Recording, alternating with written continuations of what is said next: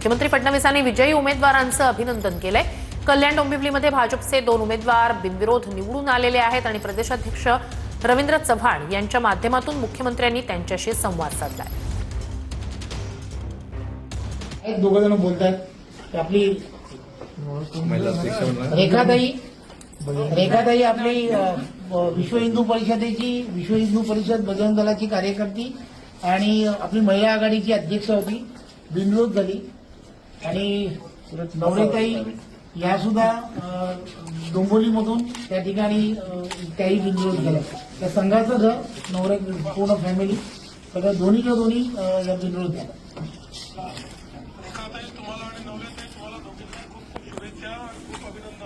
धन्यवाद धन्यवाद धन्यवाद। जय श्रीराम आणि तुमच्या सगळ्यांच्या आशीर्वादाने जय श्रीराम जय श्रीराम।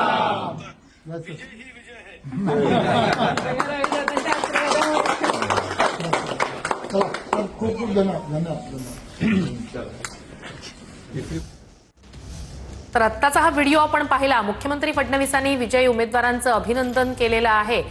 कल्याण डोंबिवलीमध्ये भाजपच्या 2 महिला उमेदवार बिनविरोध निवडून आलेल्या आहेत। खरं तर मतदान व्हायचंय, मात्र त्याआधीच या दोन्ही उमेदवार बिनविरोध निवडून आल्या आणि प्रदेशाध्यक्ष रवींद्र चव्हाण यांच्या माध्यमातून मुख्यमंत्र्यांनी या विजयी उमेदवारांशी संवाद साधत त्यांचं अभिनंदन केलं।